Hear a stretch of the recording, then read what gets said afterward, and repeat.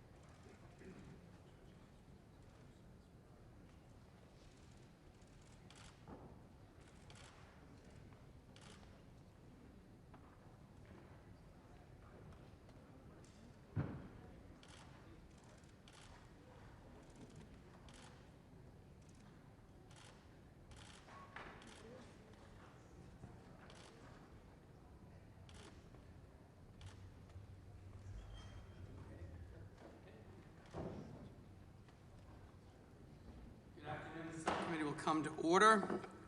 Without objection, the chair is authorized to declare recesses of the committee at any time.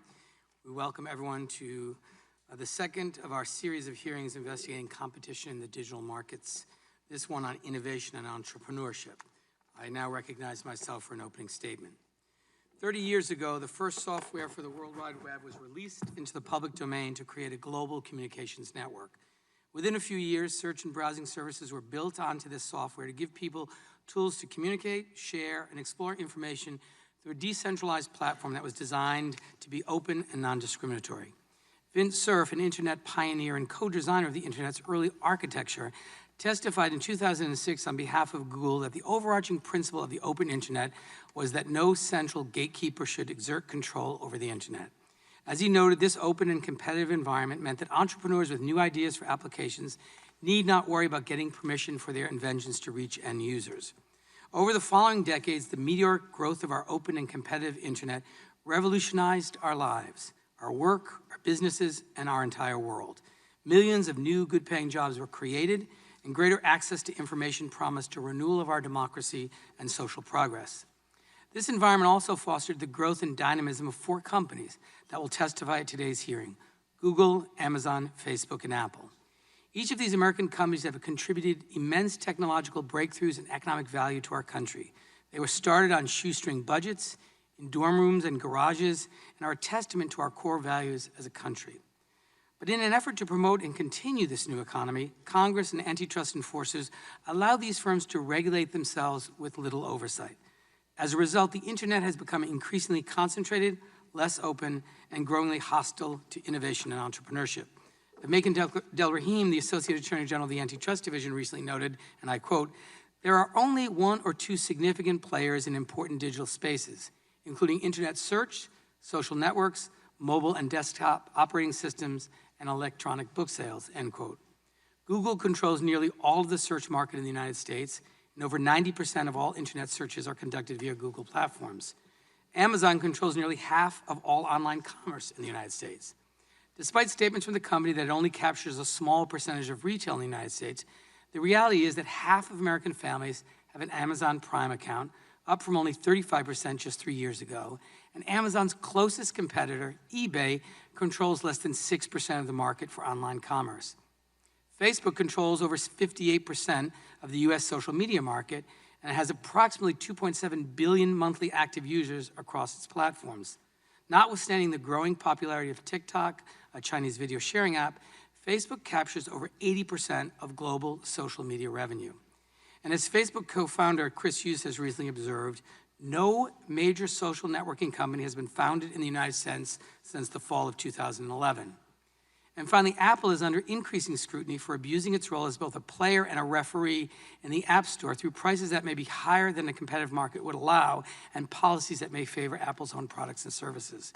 As the Supreme Court recently noted in Apple versus Pepper, regardless of price, and I quote, "Apple pockets a 30% commission on every app sale," end quote, in addition to developer membership fees and a 30% commission on in-app purchases. A former Apple executive who oversaw App Store approvals for 7 years has also described Apple as having, and I quote, "complete and unprecedented power over their customers' devices and using this power as a weapon against competitors," end quote. Although Apple has made a series of laudable commitments to protect consumers' privacy online, as the New York Times editorial board recently noted, its management of the App Store is, and I quote, "dangerously reminiscent of the anti-competitive behavior that triggered United States versus Microsoft, a landmark antitrust case that changed the landscape of the tech industry," end quote. Several reports by leading economists and competition experts also suggest that the dominance of these firms is unlikely to be challenged by new rivals due to certain features that characterize digital markets. As these reports have found, the combination of high network effects, high switching costs, and the self-reinforcing advantages of data can result in a winner-take-all market that shield dominant firms from competitive threats. At the same time, there's growing consensus among venture capitalists and startups that there's a kill zone around Google, Amazon, Facebook, and Apple that prevents new startups from entering the market with innovative products and services to challenge these incumbents.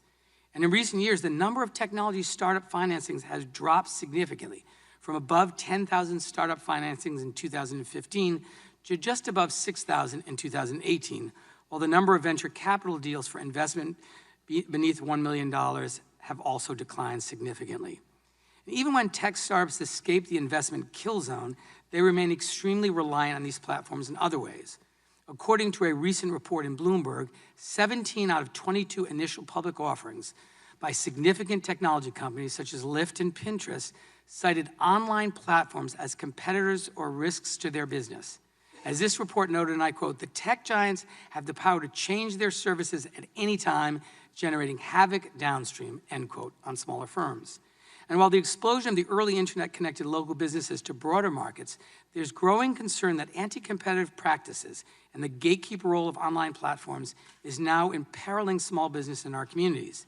As Stacy Mitchell of the Institute for Local Self-Reliance will testify today, and I quote from her written testimony, "Powerful online gatekeepers not only control market access, but also directly compete with the businesses that depend on them," end quote, undermining entrepreneurship and economic opportunity. As I've said before, this trend is not compatible with the open internet or its defining features that have allowed innovation and entrepreneurship to flourish. As Tim Wu will testify today, the United States is at risk of losing the best of our innovation culture and instead being a country of giant, lumbering concerns where incremental improvement is the norm and where innovators dream of being bought, not of building something of their own, end quote. Most importantly, for purposes of today's hearing, this trend is not the inevitable consequence of technological progress. It is the result of policy choices we are making as a country. Over the past decade, the largest technology firms have acquired over 436 companies, many of which were actual or potential competitors. For example, according to the New York Times report by Tim Wu and Stuart Thompson, of the 270 companies Google has acquired, 171 involved actual or potential competitors, and of Facebook's 92 total acquisitions, 46 involved actual or potential competitors.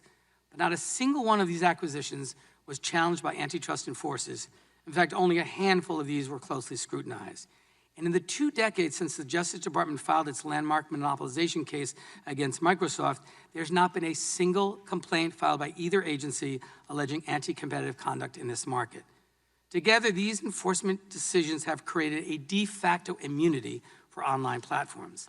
I hope that today's hearing provides an opportunity for a serious and sober discussion about these trends and possible paths forward to addressing them. As Tim Berners-Lee, the inventor of the World Wide Web, recently observed, unless we examine and address these trends, and I quote, "we can expect the next 20 years to be far less innovative from the last," end quote. In other words, this hearing isn't just about the companies before us today. It's about ensuring that we have the conditions for the next Google, the next Amazon, the next Facebook, and the next Apple to grow and prosper.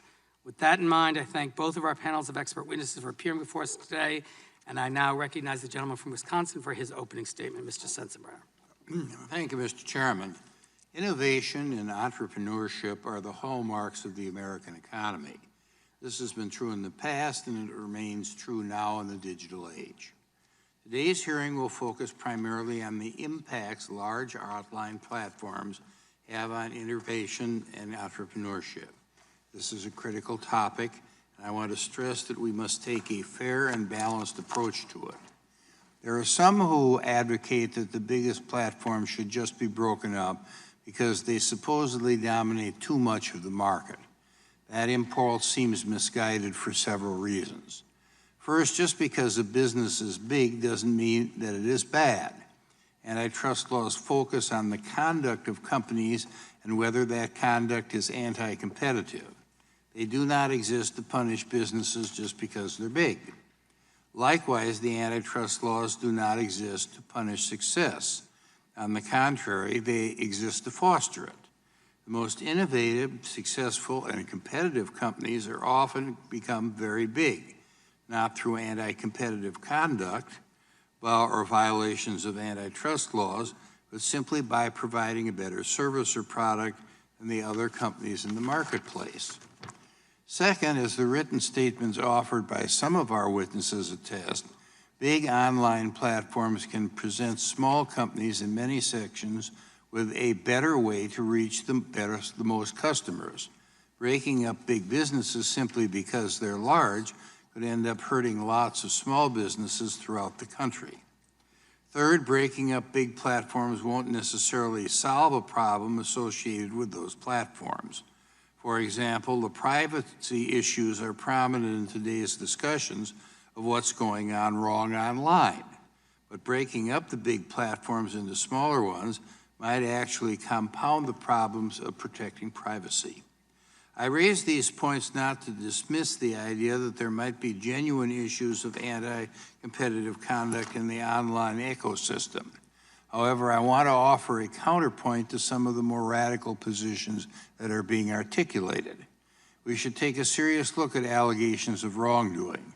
Perhaps we'll hear some of those today, but we should not rush to amend the antitrust laws or break up companies by congressional fiat based upon false notions that being big is inherently bad, or that everything a big company does should be presumed to be anti-competitive. And I yield back the balance of my time. Thank you, Mr. Sensenbrenner. I want to just acknowledge that both the chairman of the full committee, Mr. Nadler, and the ranking member of the full committee, Mr. Collins, are on the floor right now. And when they come to committee, they'll be recognized, if it's okay with Mr. Sensenbrenner, for their opening statements. And at this time now, I would like to introduce our panel. We have two panels of witnesses today. It is now my pleasure to introduce today's first panel. Our first witness is Adam Cohen, the Director of Economic Policy at Google. Before joining Google, Mr. Cohen was an economic correspondent for Dow Jones and the Wall Street Journal, reporting out of both London and Brussels. Mr. Cohen received his AB from Harvard University and his MS from the London School of Economics. Our second witness, Matt Perrault, is head of global policy development at Facebook, leading the company's global public policy planning efforts on law enforcement and human rights issues. Mr. Perrault has also overseen public policy for WhatsApp, Oculus, and Facebook artificial intelligence research. Before joining Facebook, he was counsel at the Congressional Oversight Panel, as well as a consultant at the World Bank. Mr. Perrault received his bachelor's degree from Brown University, his MPP from Duke University Sanford School of Public Policy, and his JD from Harvard Law School. Our third witness is Nate Sutton, Associate General Counsel of Competition at Amazon, who oversees all competition-related litigation and regulatory matters for the company. Before joining Amazon, Mr. Sutton was a trial attorney with the Department of Justice Antitrust Division for 9 years, working on civil antitrust matters. He also worked at the law firms of William & Connolly, LLP, from 2001 to 2007. Mr. Sutton received his BS in nuclear engineering from North Carolina State University and his JD from the University of Chicago Law School. The last witness on our panel is Kyle Ander, Vice President of Corporate Law at Apple. Prior to joining Apple, Mr. Ander spent 4 years as the Deputy Chief Trial Counsel with the Federal Trade Commission's Bureau of Competition, managing a trial staff of more than 25 attorneys and support staff. He also served as the Principal Competition Attorney, advisor to Commissioner J. Thomas Roche, as well as the DOJ's Antitrust Division. Mr. Ander received his BA from the University of Pennsylvania and his JD from the University of California, Berkeley School of Law. We welcome all of our distinguished witnesses on our first panel and thank them for participating in today's hearing. Now, if you would please rise, I'll begin by swearing you in. Please raise your right hand. Do you swear or affirm under penalty of perjury that the testimony you are about to give is true and correct to the best of your knowledge, information, and beliefs, so help you God? Let the record show the witnesses answered in the affirmative. Thank you. You may be seated. Please note that each of your written statements will be entered into the record in their entirety. Accordingly, I ask that you summarize your testimony in 5 minutes. To help you stay within that time, there's a timing light on your table. When the light switches from green to yellow, you have 1 minute to conclude your testimony. When the light turns red, it signals your 5 minutes have expired. Mr. Cohen, we'll begin with you. Chairman Cicilline, Ranking Member Sensenbrenner, and distinguished members of the committee, thank you for the opportunity to appear before you today. My name is Adam Cohen, and I'm Director of Economic Policy at Google. In my role, I lead our public policy work on antitrust issues. Google was founded in 1998 by 2 students who had a big idea: organize the world's information and make it universally accessible and useful.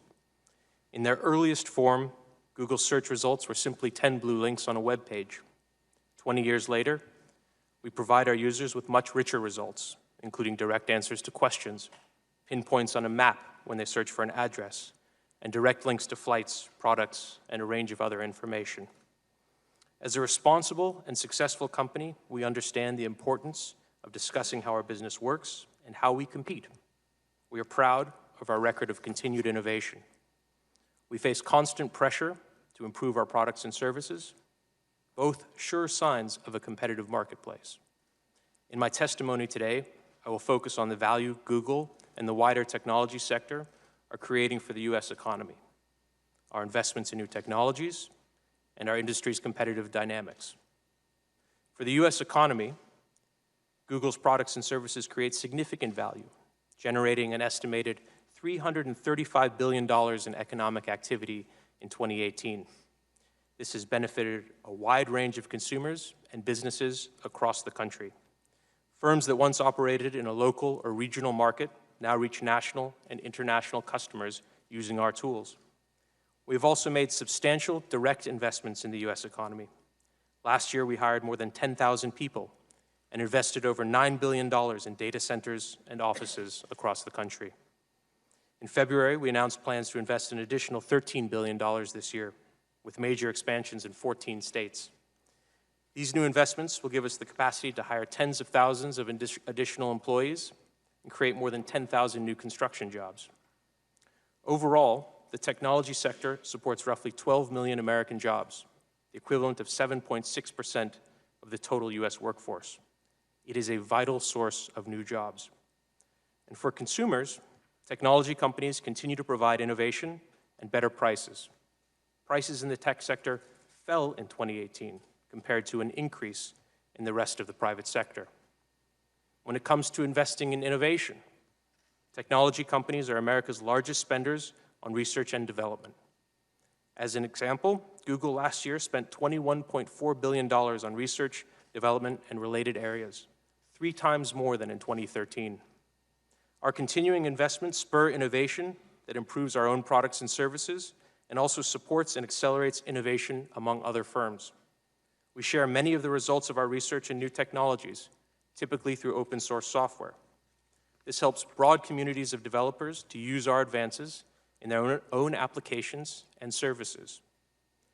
In terms of competition, our industry is highly dynamic and drives innovation that gives consumers better choices at lower prices. For example, when consumers search for information, they can choose among Amazon, Yelp, Microsoft, Travelocity, and many other companies like these that consistently report strong user growth. If you don't want to use Google, there are many other information providers available. We also face formidable competition around the world. Our success enables us to make the research and development investments necessary to compete in a global environment with other global players. New firms are competing too. We continue to see record-setting venture capital activity, with over 8,000 venture-backed companies raising more than $130 billion in financing last year, the highest amount in over a decade. The technology sector has had one of the highest rates of business formation and job creation in the country over the past 3 decades. In fact, in the first quarter of 2019, a record 147 American companies reached so-called unicorn status, with valuations exceeding $1 billion. These companies had a combined value of $582 billion in the first quarter of the year, the highest aggregate value ever recorded. That's a rate of new business success unrivaled elsewhere in the U.S. economy, creating new companies that compete with established companies across many areas. To conclude, even as progress and innovation expand, sound regulatory frameworks help ensure our societies and economies continue to benefit from new technologies. We look forward to continued work with the committee as it examines these issues. Thank you for your time, and I look forward to your questions. Thank you, Mr. Cohen. Mr. Perrault is now recognized for 5 minutes. Thank you, Chairman. Chairman Cicilline, Ranking Member Sensenbrenner, and distinguished members of the subcommittee, thank you for the opportunity to appear before you today. My name is Matt Perrault, and I'm a Director of Public Policy at Facebook. I've been at the company for 8 years, and I focus on competition and economic policy. It's an honor to be here to discuss these important issues. Facebook is an American success story. We were founded in a college dorm room 15 years ago, and since that time, we've helped transform the way people around the world communicate, connect, and share. We believe deeply in the values of competition and innovation, values that are fundamental to the success of the American economy. And it's precisely because of these shared values that Facebook has grown from a dorm room idea to a vibrant American company. New apps enabling people to connect, discover, communicate, and share are emerging all the time because barriers to entry for digital platforms are low. Launching a new mobile app or online service often requires minimal staff, capital, and infrastructure, and the rise of cloud computing and app stores enables these platforms to reach a global audience. Consumers move easily between different apps and services. If they don't enjoy a product or experience, they'll leave it and explore other options. We face intense competition for all of the products and services that we provide. To name a few examples, Twitter, Snapchat, iMessage, Skype, Telegram, Google, YouTube, and Amazon offer photo and video sharing, messaging, advertising, and other services that compete with Facebook. In fact, more than 92% of advertising happens off of Facebook, and less than a quarter of US online ad spend goes to Facebook. And our competition isn't just here in America. We compete with companies from all around the world. TikTok, for example, a Chinese app launched less than 3 years ago, has been downloaded more than 1 billion times and was the most downloaded iOS app in the world in 2018. Facebook was transformative and groundbreaking when it launched, and we worked hard to remain so today. That's why we push ourselves to evolve and experiment, to develop the next big technologies that will change how people connect and communicate in the future. I'd like to touch briefly on 4 of the ways that Facebook is investing in innovation. First, through developing new products and features. When Facebook was created, the site consisted mostly of text details about each user. Now users can message, read news, broadcast live video, connect with businesses, send and receive payments, and raise money for important causes, just to name a few options. And the Facebook family goes beyond software to hardware products like Portal and Oculus. We're proud of how much we've invented and innovated, and of how much our products and services have improved. Second, our investments in research and development have played an important role in fueling our innovation. We devoted nearly 20% of our revenue last year to investments in innovation, and we've made significant advancements in areas like artificial intelligence, virtual reality, and energy-efficient data centers. Third, our acquisitions have been a powerful force for innovation. Companies like Instagram and WhatsApp have had increased opportunities to innovate as part of the Facebook family. We are better together, and that's good for users. Fourth, Facebook has democratized advertising, helping millions of small and medium-sized businesses. Our advertising platform can accommodate almost every budget, and we help advertisers reach their target audience and maximize their impact. Our services have enabled small and medium-sized businesses to grow, create jobs, and more effectively compete with larger companies, leading to more choice and better products for consumers. We've heard countless examples of small entrepreneurs in Rhode Island, in Wisconsin, and across America who couldn't afford print or TV ads, but who have been able to succeed by using our services to reach a local, national, or even global audience. Facebook is constantly working to find new ways to help people connect, communicate, and share. Like many successful American companies before us, we've grown by taking risks, learning from our mistakes, and constantly striving to improve. We recognize that we're a work in progress, and we're committed to addressing the challenges we face as a company, but we're incredibly proud of what we've accomplished so far. I appreciate the opportunity to be here today, and I look forward to your questions. Thank you, Mr. Perrault. I now recognize Mr. Sutton for 5 minutes. Thank you, Chairman Cicilline, Ranking Member Sensenbrenner, and members of the subcommittee. In my brief remarks today, I will provide some background on Amazon's approach to business and on the industries in which we operate. I will discuss our relationship with third-party sellers that sell in our stores, and I will explain the positive effects we have on competition and the economy. Amazon's mission is to be Earth's most customer-centric company. Our corporate philosophy is firmly rooted in working backwards from what customers want, and we seek continually to innovate to provide customers the best experience. This principle is essential to understanding Amazon as we apply it to all areas of our business. Amazon operates a diverse range of businesses, from retail and entertainment to consumer electronics and technology services. In each of these areas, we face intense competition from well-established competitors. For example, retail, which remains by far our largest business, is as old as human commercial experience. It has long been and continues to be characterized by intense competition at every level. New technologies such as the internet have only made retail more competitive, reducing barriers to entry and expanding output.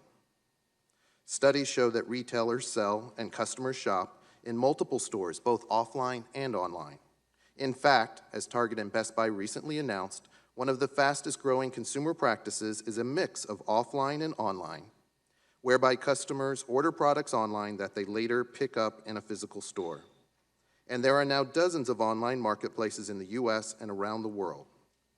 The result in retail is an ever-broadening array of competitors, including many large and well-known companies like Walmart, eBay, Target, Safeway, Wayfair, and Kroger, not to mention large and growing global competitors such as Alibaba and Rakuten. Amazon's success in retail depends on our partnership with third-party sellers that sell their products right alongside our own products. We have invested heavily in these sellers, and they are growing twice as fast as Amazon's own retail and make up almost 60% of total unit sales in our stores. These businesses are primarily small and medium-sized firms, and last year, almost 200,000 of them sold more than $100,000 in our stores. Amazon supports these sellers because we have a strong incentive to do so. The broad selection and price competition these sellers bring to our stores are attractive to our customers. For example, our selling partners provide the vast majority of new products in our stores. We know sellers have other ways to reach customers, so we invest in them, support them, and make continuous efforts to improve their experience. We have dedicated teams assigned to supporting sellers, launch new tools to help them increase sales, and spend significant resources to root out bad actors and prevent fraud and abuse that harms both sellers and customers. If we did not make these efforts on behalf of our selling partners, they would sell fewer products in our stores and more through our competitors. Amazon's investments in retail have also benefited the economy more generally. We have invested tens of billions of dollars in infrastructure and technical services. We employ more than 275,000 people in the United States. We offer a $15 minimum wage and valuable benefits. We continue to invest in our employees through workforce training programs. For example, just days ago, we announced an initiative to invest $700 million to provide 100,000 of our employees new skills and training to help them move into more advanced jobs or find new careers. From our vantage point as a retailer in a highly competitive field, we offer two views for the committee's consideration. First, the technology used to provide a service is not the primary factor in a competitive analysis. Consumers benefit from all retail competition, regardless of the precise business model involved. In today's retail market, the notion that two products that are exactly the same do not compete with each other simply because one was ordered online and one was bought in a brick-and-mortar store makes little sense. Second, to avoid unintentionally tilting the competitive playing field, new rules should encompass all retailers, regardless of the supply models that they use. Thank you, and I look forward to answering any questions the committee may have. Thank you, Mr. Sutton. The chair now recognizes Mr. Andier for 5 minutes. Thank you. Mr. Chairman, members of the committee, thank you for inviting me to speak with you today. My name is Kyle Andier, and I am Apple's Chief Compliance Officer. And I spend a lot of time focusing on business ethics and competition legal issues. Apple is a proud American company with a 40-year history of innovation in very competitive markets. Our mission is to make the best products and services in the world in each of the markets where we compete. For us, it's never been about making the most. It's always about making the best. We design our technology to be easy to use and safe and secure for all customers. We see our customers' privacy as a fundamental human right, and we embed that value in everything we create. We go above and beyond to incorporate leading accessibility features to make sure everyone can get the most from their devices. And our products are made with our responsibility to the environment in mind. We are deeply proud of the role we play in democratizing coding and other high-tech skills all around the world. In discussing Apple's online platforms, we consider 5 distinct categories: iOS, macOS, watchOS, tvOS, and our soon-to-be-released iPadOS. Our products run and compete on these platforms. We are very proud of each of these and feel that they are the best in each of their categories. We only create great products, not commodity products, and as a result, we do not have a majority share in any one of these categories. For Apple, the competition is fierce. Our customers have an ever-growing number of choices when it comes to products and services. We compete against some of the largest companies in the world, both foreign and domestic. We work hard every day to retain and grow customer trust and to compete for their business. Each of our platforms depends on a thriving ecosystem, from the App Store to peripherals and accessories to partners such as service providers and car makers. Our expertise in software enables experiences like moving seamlessly between Apple devices, finding your same messages and Safari bookmarks no matter which device you use, and taking advantage of features like CarPlay that integrates your iPhone into your daily commute. The benefits of this ecosystem and the innovation it makes possible are clear to our customers. It means, for example, world-class security and unparalleled ease of use. We are also proud to offer services where millions of artists and entrepreneurs can share their work and ideas, like Apple Music, hosting more than 50 million songs from artists around the world, podcasts, where hundreds of thousands of topics are discussed and shared, and the App Store, which has spawned new opportunities for everyone from the individual entrepreneur to the biggest companies in the world.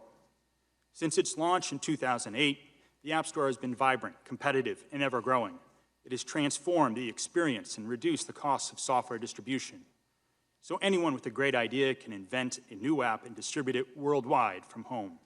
We're proud that App Store entrepreneurs across this country have generated over 1.5 million US jobs across all 50 states.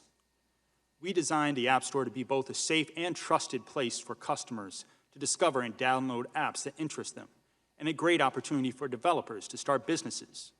In entering the App Store, every developer abides by the very same guidelines, from the student in their living room to some of the largest companies. We want every creator to have an equal opportunity to succeed.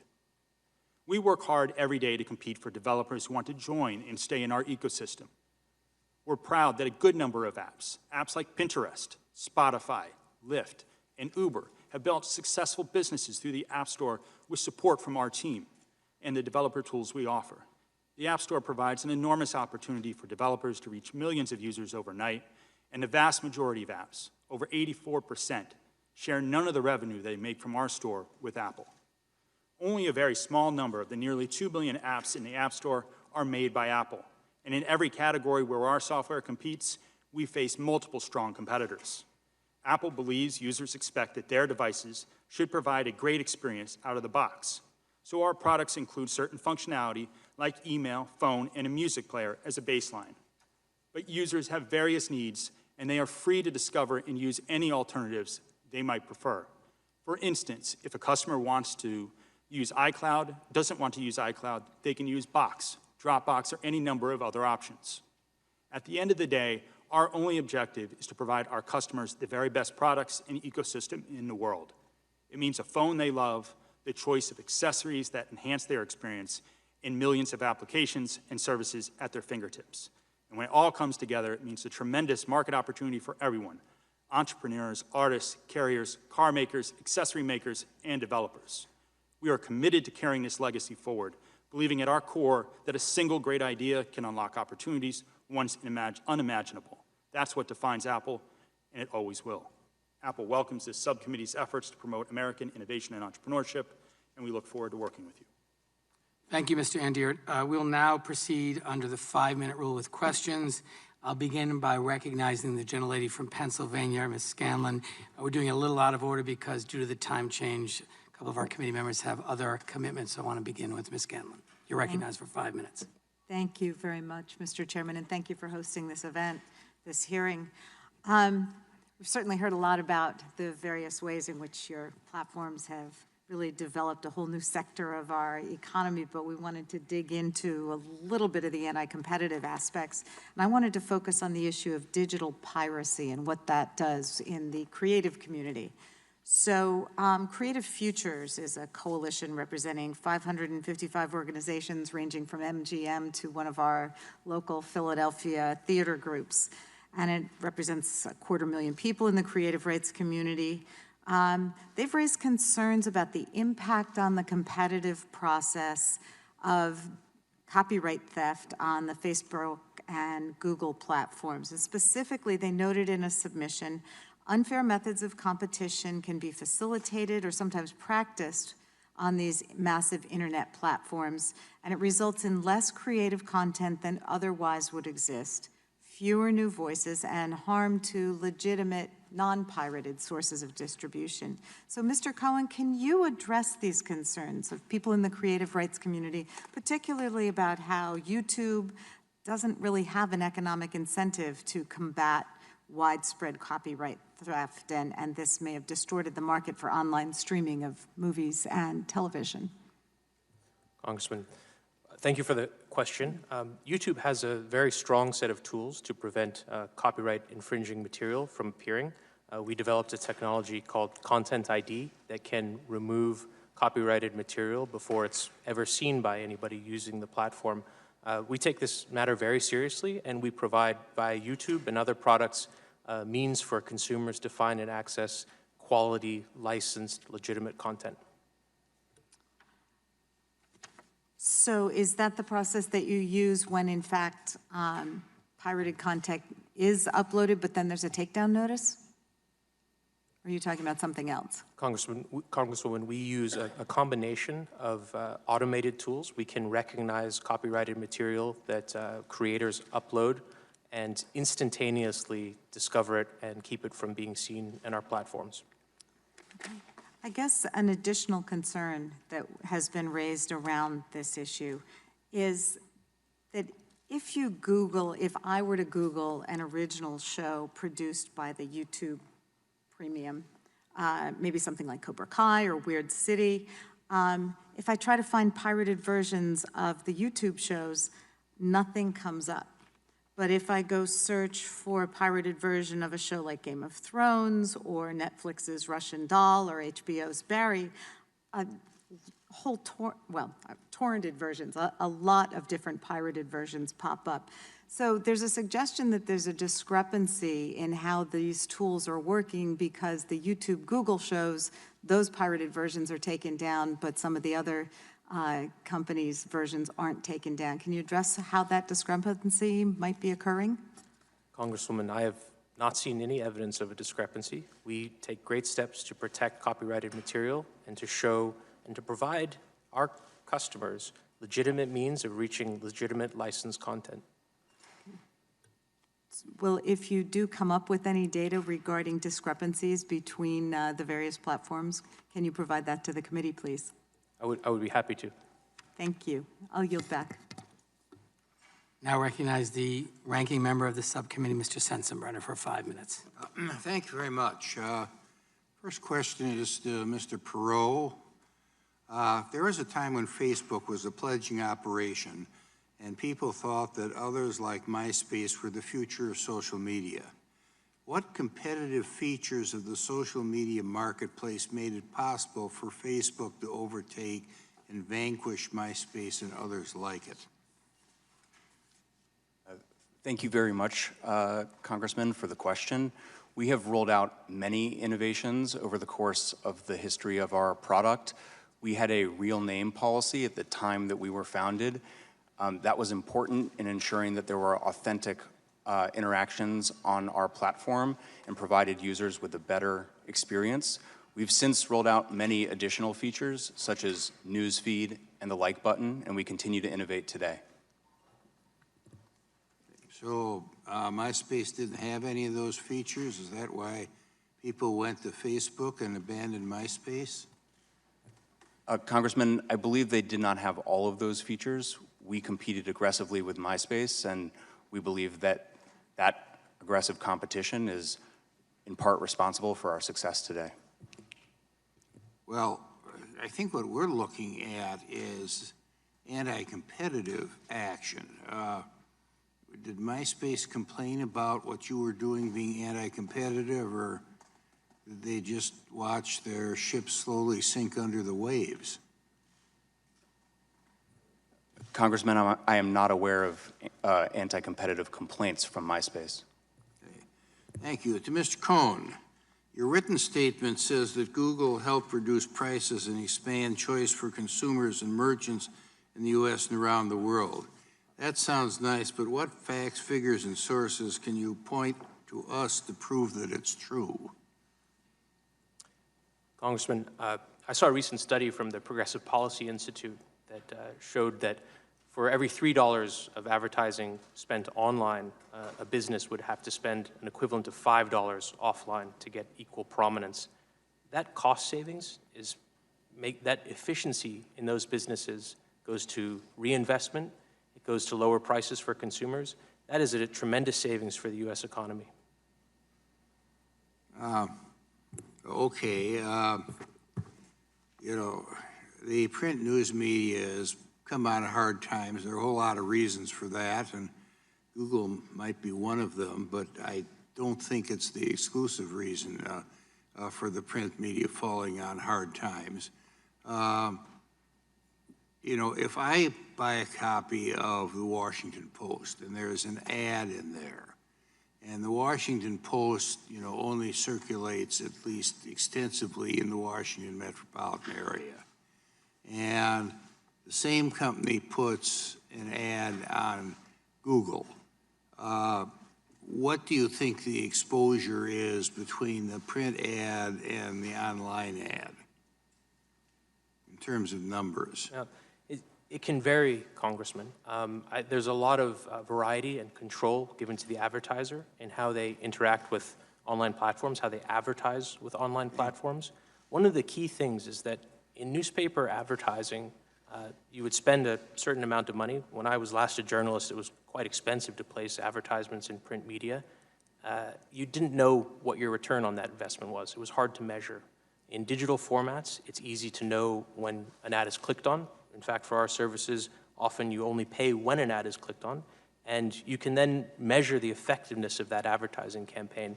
You can have these ads reach as broad an audience as you like, or you can use them narrowly, focusing on local markets if you prefer. What do you think about the persuasive ability? Now look toward my own campaigns.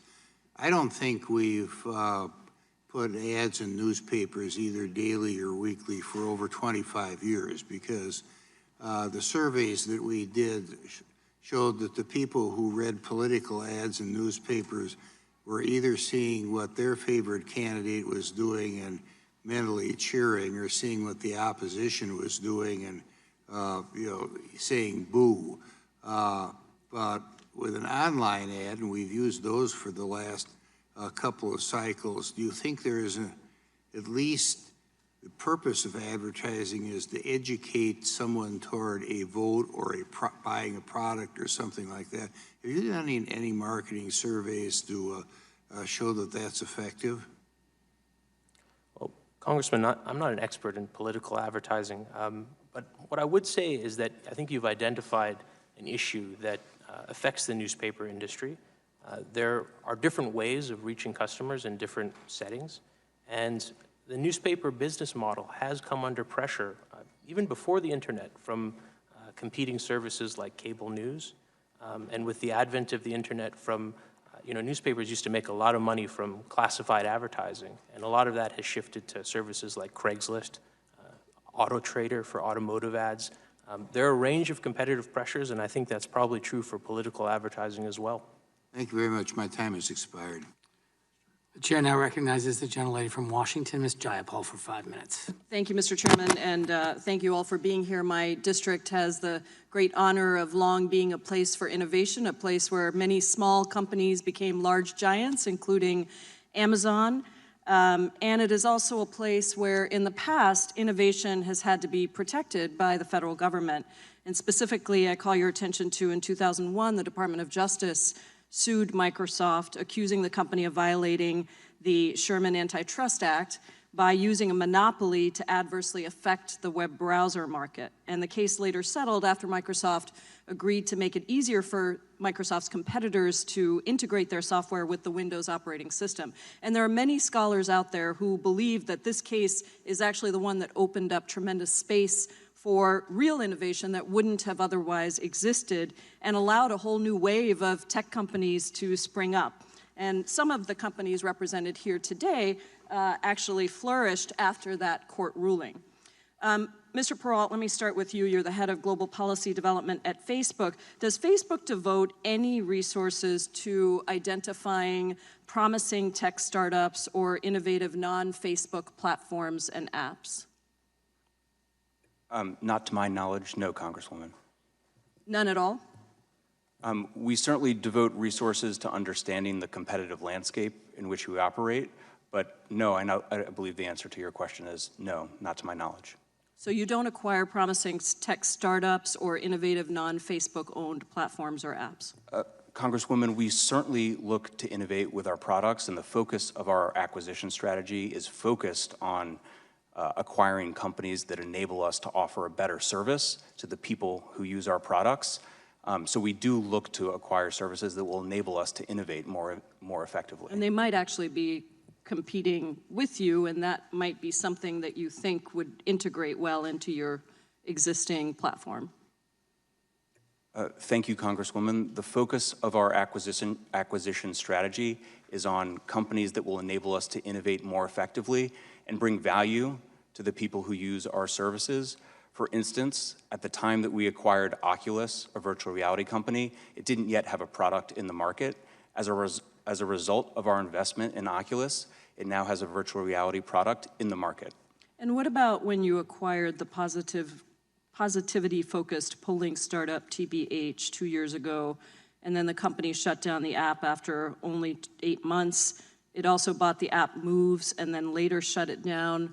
How would you consider those acquisitions and terminations, if you will, of those smaller companies? Congresswoman, it is certainly the case that some acquisitions don't work. When they don't work, we may discontinue a product because of legitimate business judgment. I would just draw your attention to I would look at the pharmaceutical industry. According to a 2018 Yale study, some pharmaceutical companies seem to engage in what they called killer acquisitions, where they would buy smaller firms and then shut down potentially competing projects. And researchers actually found that when that happened, it was more likely that the acquired company's competing drug would be discontinued. So I'm not saying it's directly parallel, but it is one of the concerns I have. Mr. Sutton, you're Associate General Counsel at Amazon. Does Amazon devote any resources to identifying the most popular brands and products sold using the Amazon interface? So, for example, do you track the most popular non-Amazon brands that are sold in houseware divisions, or the brand of size 14 pants that's sold most often, or any other product like that? Thank you for your question. Amazon's proud to be a company of builders and have built our company from within, not through acquisitions. With respect to data such as you identified, we do not use any seller data to compete with them. Last year was our smallest year of acquisitions, and we've only had one multi-billion-dollar acquisition, and that was Whole Foods. I'm sorry, that was slightly different than the question I asked, which was, when people sell products on your site, do you track which products are most successful? And then do you sometimes create a product to compete with that product? Because essentially you have this massive trove of data, right? People that are buying products on your platform. And so you're able to see which are the ones that are doing really, really well, like that size 14 pant or that houseware that's being sold.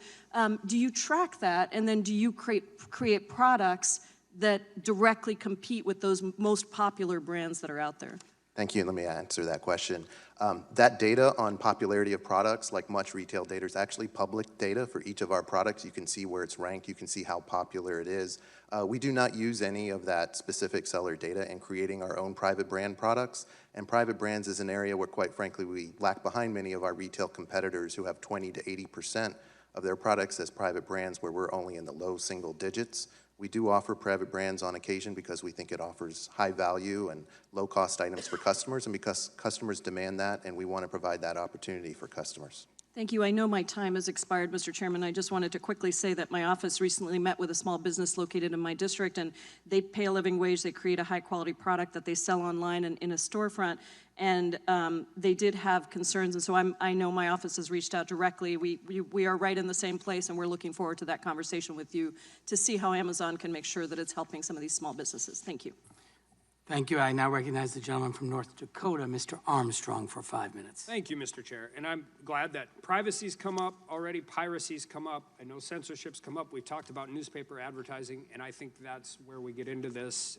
And everybody sitting at that table up there has a role in some of those issues. We all have different interests in that. But I think that's when and I know everybody at this table witnesses are antitrust experts, but I think one of the problems, and I think we have to recognize this, is that antitrust is very company-specific and it's very fact-specific. So while we may want to talk to one of you about piracy, we may want to talk to another one of you about privacy. Piracy and privacy, I should probably pick two different words. So as we do that, but I think one thing that is consistent is everybody sitting there in the companies you work for are capable of dealing with regulation. We have witnessed this before as we continue to move forward, whether it's Dodd-Frank, whether it's healthcare or regulation, wherever we deal with this, whenever we work as a body to attempt to capture big bad actors, I would argue that oftentimes what we do is we make it more difficult for startups, whether that was our intent or not. Would the gentleman pull his mic closer, please? Sure. Thanks. Yeah, so I mean, and it's just a caution, and it's not that we shouldn't have these conversations, because I'm glad we're having these conversations. But I just want to say that at the beginning, that whatever concerns anybody may have with a particular company aren't necessarily the same for the other one. But as you all, as for-profit companies with a fiduciary duty to shareholders, I understand the fears, particularly in this field, to stay on the cutting edge of innovation. I mean, and 20 years ago, GE was the most valuable company in the world, and sorry to pick on Apple, but you guys were almost bankrupt. And even through that space, and even now, even a handful of unicorn companies, even with the vast resources of other companies, can show that we miss valuable innovations, particularly in the tech field. All this just simply demonstrates how hard it is to predict what consumers will want in the future. So I guess we'll just go down, and I don't think this applies to Apple so much, but to what extent do your companies use venture capital funding to invest in startups? And I'll start with Mr. Sutton. Thank you. Amazon is a company of builders, and we primarily build from within. I'm not sure of the exact details to the extent we use venture capital funding to start. I'd be happy to follow up with more details. Sure. Mr. Perrault? Thank you very much, Congressman. My understanding is that we do not engage in that practice, but I'd be happy to follow up with specifics. And Mr. Cohen? Thank you, Congressman. We do have a venture capital arm. I'm not familiar with the size or the scope of their investments. What I can tell you is that we acquire some small businesses in order to accelerate innovation. We actually are a great incubator for technology talent as well. And somebody mentioned the number of acquisitions Google has made. We have probably spawned 10 times as many companies from former Google employees who've left the company and started companies like Twitter and Pinterest and Instagram. And then I just go back to Mr. Perrault for a second. Your written testimony highlights the new products and features Facebook has introduced, but how many of those has Facebook developed in-house as opposed to buying? That's a really broad and long question. I understand that. Thank you, Congressman. We have developed many in-house. For instance, we developed Newsfeed, which is now used broadly by many of our competitors. We developed the like button. We developed photo tagging. We developed a portal. We have also invested in companies that we've acquired, like Instagram, Oculus, and WhatsApp.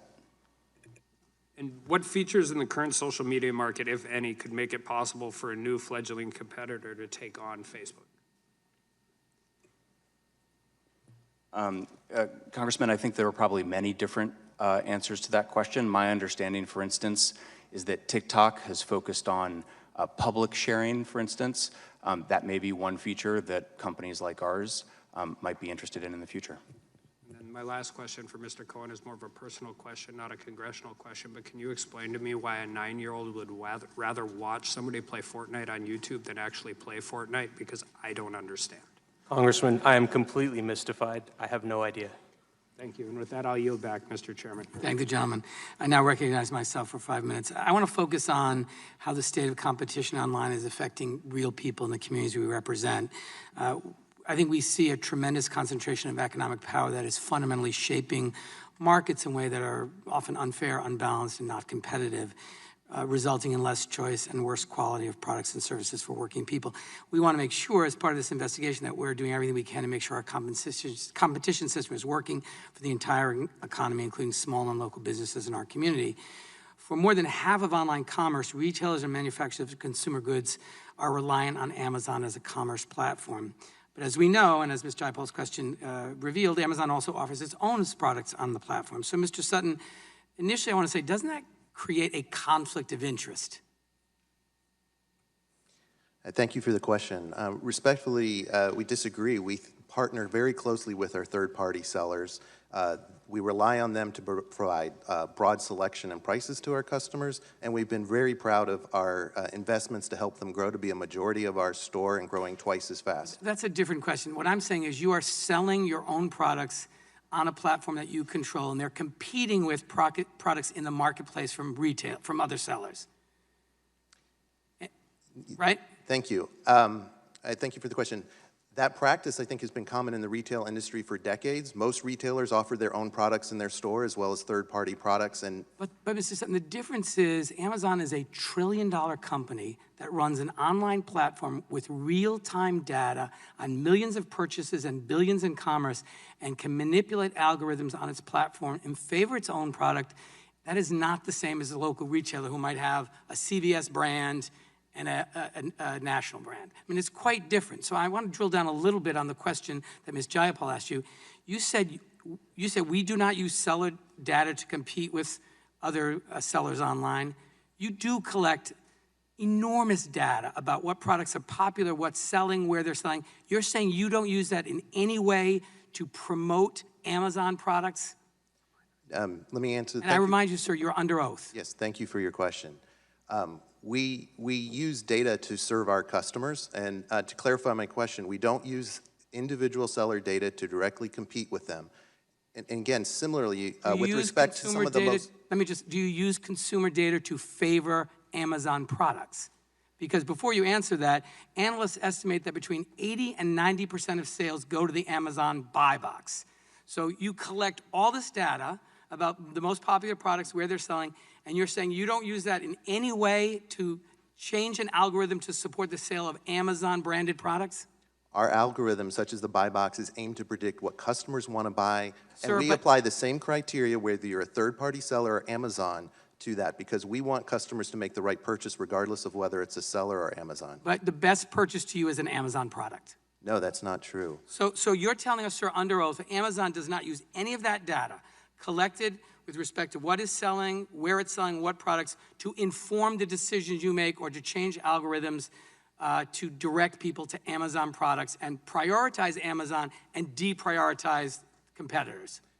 The algorithms are optimized to predict what customers want to buy regardless of the seller. Okay. We apply the same criteria. And with respect to popularity, that's public data. On each product page, we provide the ranking of each product. Okay, I just want to give you an example of an entrepreneur in Rhode Island who creates a better set of headphones. She sells her product on Amazon on the marketplace. Sales soar, which is great for her, great for Amazon, because more people will become Amazon Prime customers to buy this great Rhode Island product. But instead of seeing the fruits of her success, the next thing that happens is that this hardworking Rhode Islander discovers that Amazon has rolled out a direct replica of her product. And because Amazon controls the platform, Amazon gives itself top billing and demotes the entrepreneur to page 3 of the results, which most people will never see. So how would anyone, in light of that kind of sequence of events, how would any entrepreneur invest in this kind of environment where that can happen, where there's no assurance it won't? Our incentive is to help the seller succeed because we rely on them. If we did that, we know they'd go elsewhere. They have many options. So we apply the same criteria to both, and we do not use their individual data when we're making decisions to launch private brands. Thank you, Mr. I'm going to now turn to Google, to the Google search for a moment, Mr. Cohen. Similar to results in Amazon, every day people think they're getting the best, most accurate results for searches for the products or services they're looking for. But instead, what is happening is people are seeing results for Google's own services. In 2004, Google's co-founder Larry Page said the purpose of Google is to have people come to Google, quickly find out what you want, and to get you out of Google and get to the right place as fast as possible. Would you agree that Google still claims that that's your principal, guiding principle? Congressman, our goal is to provide users information as quickly and efficiently as possible. So I want to direct your attention to two studies. The first is a study that's recently produced by Rand Fishkin, a leading expert on search engine optimization. His study primarily reviewed desktops and found that a majority of traffic to Google no longer goes out to the broader web, but instead stays on Google products. The second is a research by CAFRA Consulting, which also finds that Google is increasingly keeping both a majority and a growing share of traffic within Google's ecosystem, sort of walled garden. Do you agree that these studies show that Google is no longer showing people the best products or best results, but instead is giving them results to keep them on Google's products and on Google's platform? Thank you for the question, Congressman. I'm not familiar with either of those studies, but what I can say is that we send a lot of clicks, a lot of traffic to competitors. In our own services, we have aimed to connect merchants, airlines, a range of other services directly with consumers, making the consumer experience better and making the experience for advertisers and merchants better. Well, I regret my time has expired, but I would just ask you to review these studies, because if innovators and entrepreneurs don't have traffic to their websites because the Google search is rigged in favor of Google's own services by keeping them inside Google's walled garden, then the internet as we know it ceases to be an engine of economic opportunity. So I would really ask you and welcome your comments after you have an opportunity to study those. And my time has long expired. I now recognize Mr. Stubbe, the gentleman from Florida. Thank you, Mr. Chair. I've got a very important question for Apple that I believe is on the minds of all Americans. Why do you keep getting that alert for the iCloud and for the 99 cents on the iCloud all the time and constantly until you pay the 99 cents for iCloud, and then you're paying the 99 cents for iCloud, but you're not using it? Thank you, Congressman. I'm afraid I'm not aware of the details around what you're talking about. I'd be happy to get back to you with any information on that, but I'm honestly not familiar with that. Okay, yeah, if you can give me some information on that, because I've seen it, a lot of people have asked me about the fact that they constantly keep getting these alerts to use iCloud and you don't want to use it, but the alerts won't go away until you actually pay the 99 cents to use iCloud, but you're not using it. So if you have some information on that, I'd love to get it. I'd like to go to Amazon for a second and kind of piggyback on the chair's questions. What's the current market share of Amazon in total U.S. domestic retail sales? Amazon is 1% of the global retail market and 4% of the U.S. retail market, approximately. So only 1% of the domestic retail sales. So who's above Amazon in total U.S. retail market share? In the U.S., Walmart is 2 to 3 times larger than we are. Are there others or just Walmart? I don't know everyone who's potentially larger. There are thousands of competitors across the retail landscape. So who is the current market share of Amazon total U.S. domestic online retail sales? Online is not a separate market. It's just another channel. We know customers shop both online and offline, and the evidence shows that prices have converged between online and offline. With respect to online, Amazon is one of the leading retailers. But there are many other retailers, including Walmart and every other major retailer who has a large online presence, as well as just online players such as eBay. So you're like 1%, you stated, is that correct? 1% of the global retail market and 4% of the U.S. retail market. Let's just focus on U.S. So 4% of the U.S. market, what's the largest market share of any retailer in the total U.S. retail market? Amazon focuses on our customers, and so I'm not sure of exact market shares of all of our competitors because that's not what we focus on as a company. I do know, again, that Walmart is many times our size in the United States. Okay. In Amazon sales online, U.S. retail share is growing at a faster rate of all companies or along the same level as other companies. So I know Walmart's put a lot of investment into their online platform. How do you compare to a Walmart or to other retail stores online? Thank you for your question. The third-party reports I've seen report Walmart growing at a faster rate than we are online. Okay, your written statement suggests that Amazon competes directly with other sellers, serves competing sellers as a distributor, and serves other sellers simply as an online marketplace platform through which they can reach their customers, which you had testified before. Explain to me how that does or doesn't translate into whether Amazon is leveraging allegedly dominant retail market power into anti-competitive behavior against those other sellers. I think the clearest answer to that question is from the evidence showing how much we've invested to help those third-party sellers since we invited them into our store grow. They're now the majority of our sales, and they're growing twice as fast. We think that's great for these small and medium-sized businesses, and it's great for our customers. Are you aware of any facts or figures that show that consumer choices among outlets in the U.S. retail market is declining, or that competition in the U.S. retail market is failing to keep consumer retail prices down? I'm only aware of data showing increasing choices for consumers today. Oh man, we're going to get back to iCloud. What is Amazon's share of the storage market for the online cloud, for your cloud? We offer AWS for enterprises, which is different than a personal online storage. Okay. Any other comment on that? With respect to enterprises, the vast majority of that space is still operating on-premise servers, and cloud is a new and developing space. We are one of the innovators, so we are a leader, but the competition primarily exists with long-standing on-premise IT competitors. When did Amazon get into the cloud services market? A number of years ago. I don't remember the exact year. And how fast has its market share grown on the cloud? Amazon innovated in creating cloud options for both storage and compute for enterprises. So as one of the early innovators, we had a lead, but major competitors have entered and are closing that gap, such as Microsoft, IBM, Google, and many others. Although again, cloud is still in its very early days, and primarily IT is still serviced through on-premise servers. All right, thank you. My time's expired.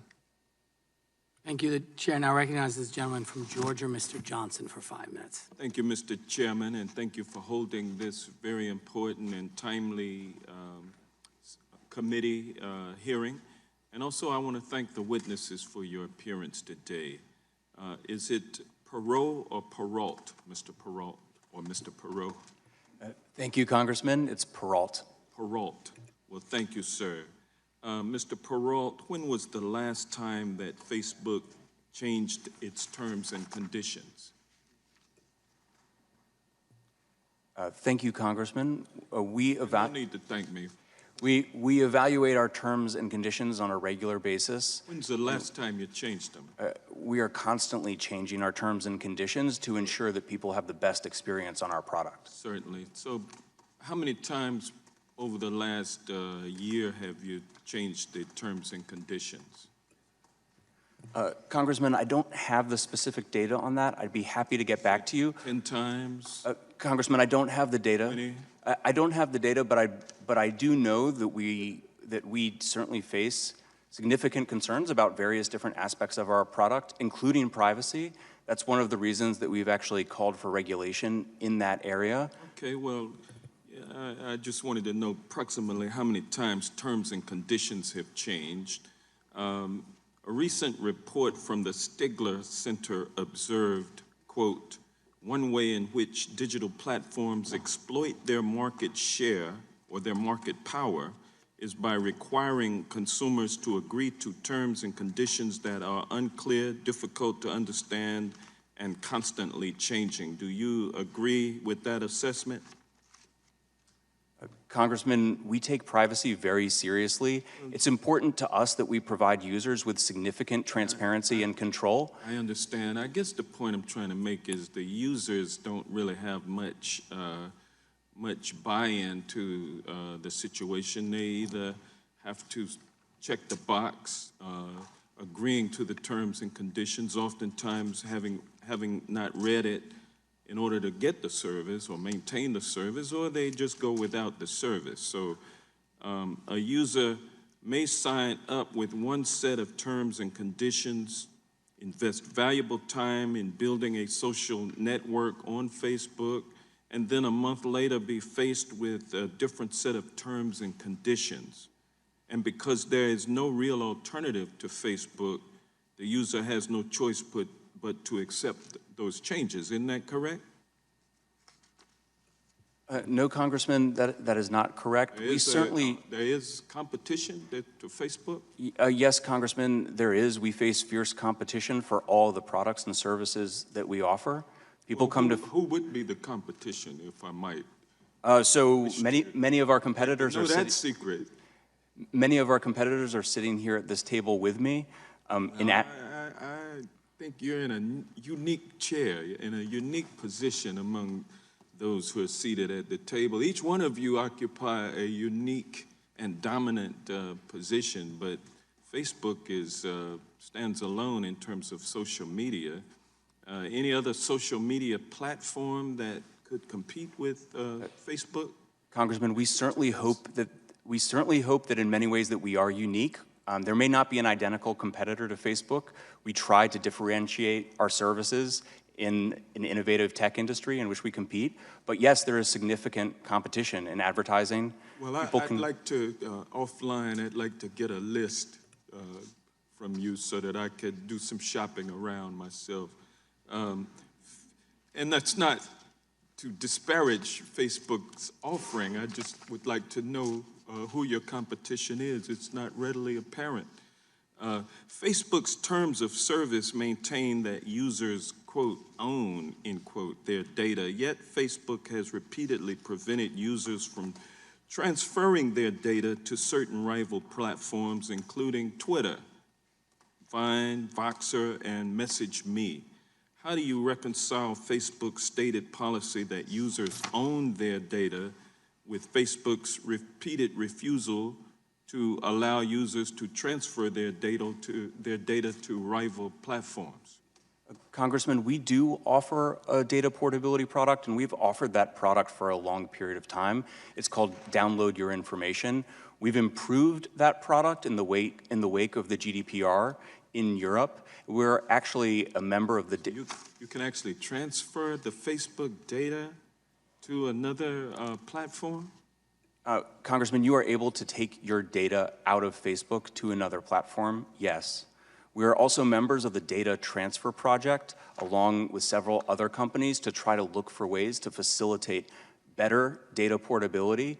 And our CEO, Mark Zuckerberg, has actually called for regulation in this area because of many of the difficult technical and privacy issues at stake. It's one that we're hoping to work with Congress on to improve the offerings for our users. All right, thank you, sir, and I yield back. Thank the gentleman. I now recognize the gentlelady from Florida, Ms. Demings, for 5 minutes. Thank you so much, Mr. Chairman, and thank you to all of our witnesses for being with us today. Mr. Sutton, bear with us. In recent years, Amazon has started selling digital advertisement placements. Analysts estimate that digital ads brought in around $11 billion in business last year. Because businesses are increasingly dependent on Amazon, some of them are concerned that Amazon is using its ad business to squeeze more money. As a Bloomberg reporter recently wrote, Amazon's advertising is better understood as an additional tax the company imposes on the millions of businesses that sell through its vast digital mall. It's one more toll extracted from sellers, according to the reporter.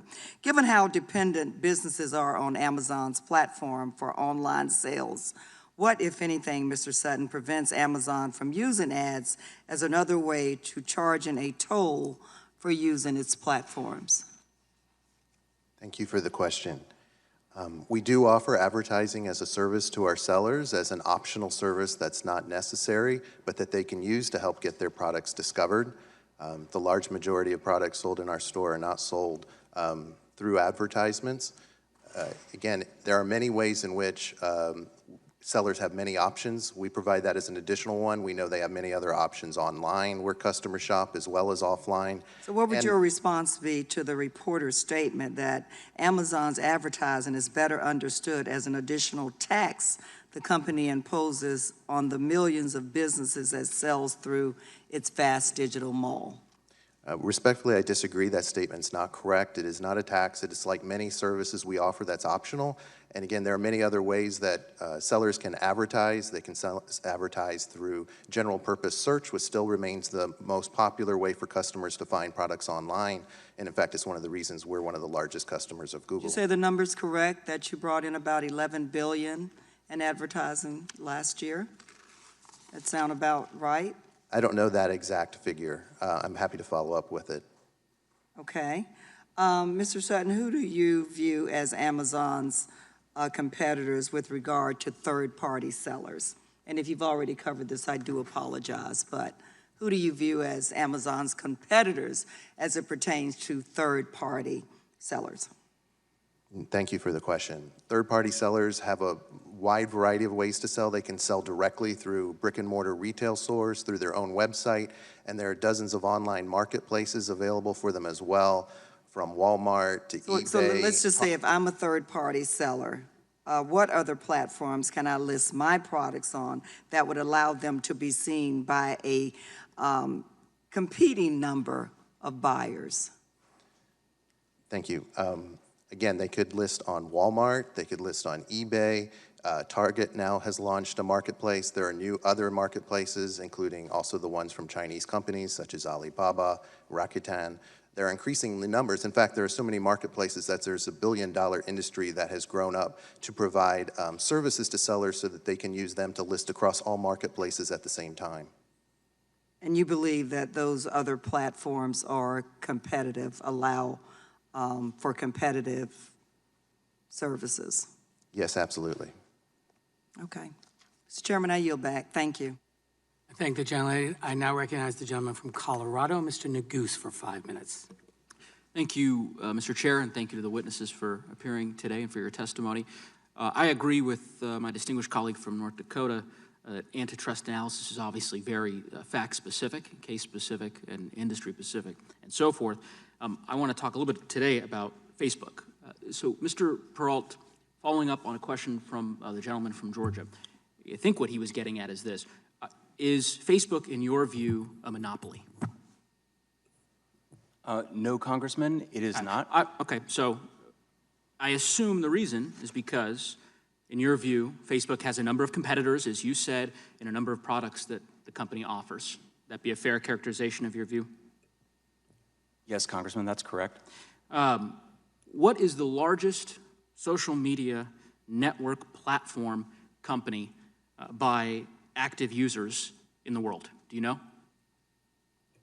Congressman, I don't. I do know that we have 2.7 billion users. I can tell you that it's Facebook is number one. Do you know the third largest company is WhatsApp? Who owns WhatsApp, or what company owns WhatsApp? Congressman, we do. Facebook, correct? Yes, Congressman. Okay. And the fourth largest social media networking platform in the world by active users is Facebook Messenger. I won't make you answer the question. Suffice to say that that company is also, that service, also owned by Facebook. The sixth largest is Instagram. What company owns Instagram? Congressman, Facebook does. Okay.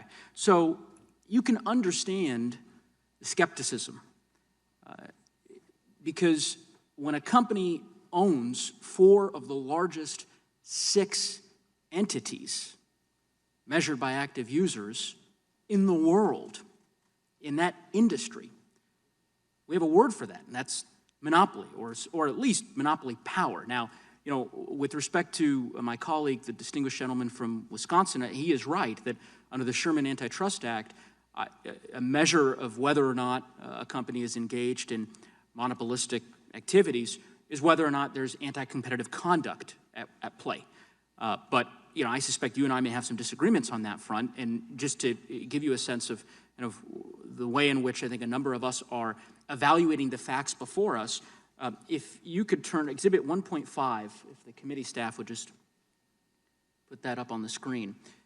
This is a document. My understanding is there are a number of documents that were published about 8 months ago as a result of a parliamentary inquiry conducted by the UK Parliament with respect to Facebook and various activities of the company.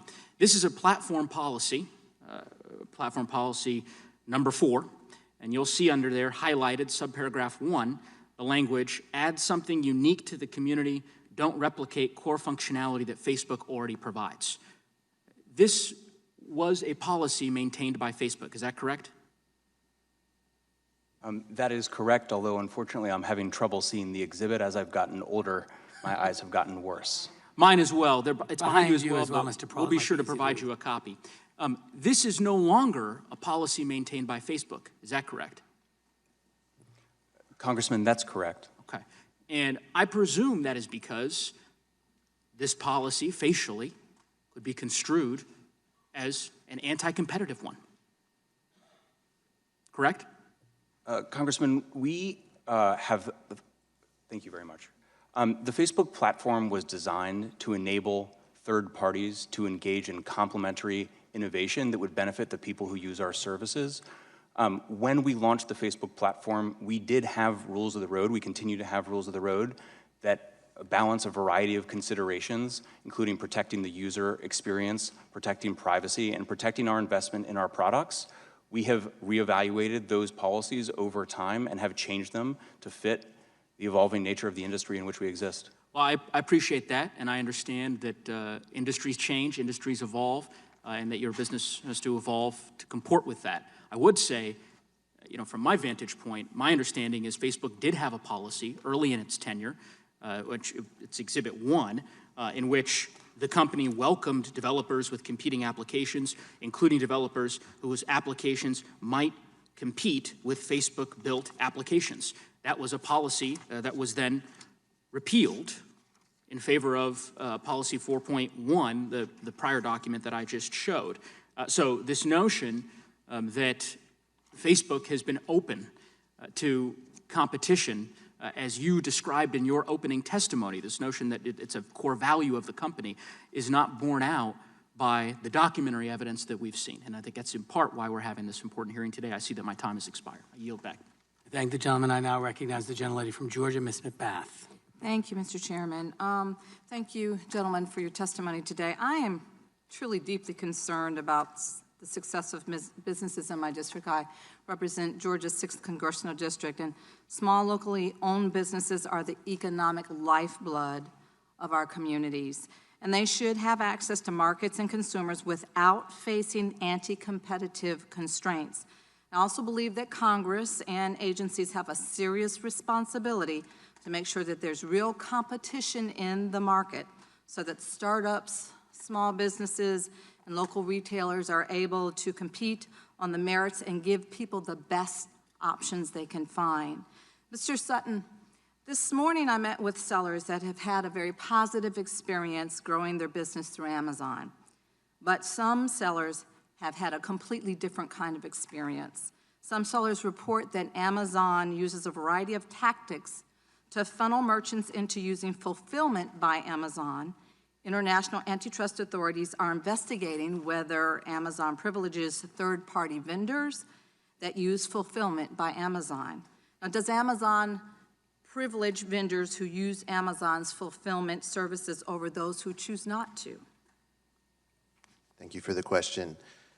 Amazon's very proud of all we've done to invest and help sellers succeed, and one of those ways is we built a very successful operation and delivery system, and we opened that up and made that available for sellers to use, fulfillment by Amazon. It's an optional service that sellers can use if they want to. We continue to invest and provide tools for them to ship directly as well.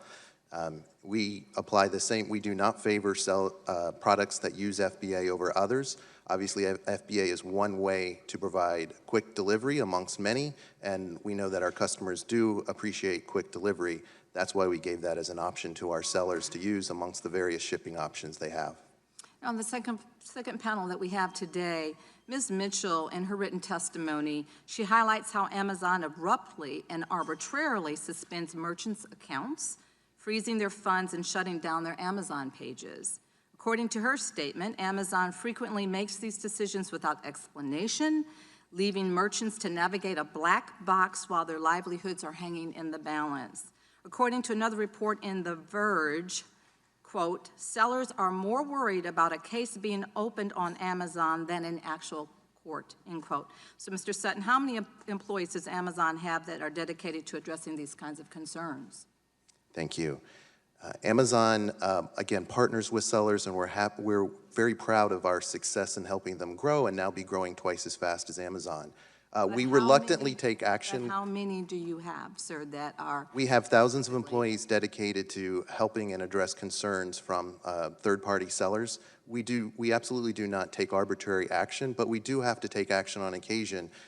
When necessary, there are a dedicated group of bad actors that attempt to sell fraudulent products or counterfeit products or even dangerous products, and we have to take swift and immediate action to protect customers and to protect the legitimate sellers.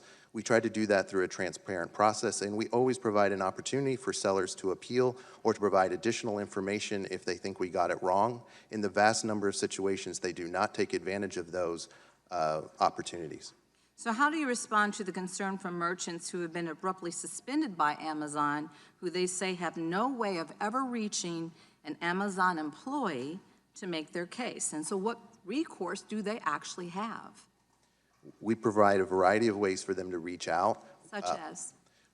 I don't know the full way. I know we have a dedicated customer team. We provide a tool, a dashboard tool, so that they can see the status of their account. We have a dedicated team that will affirmatively follow up in the more serious cases.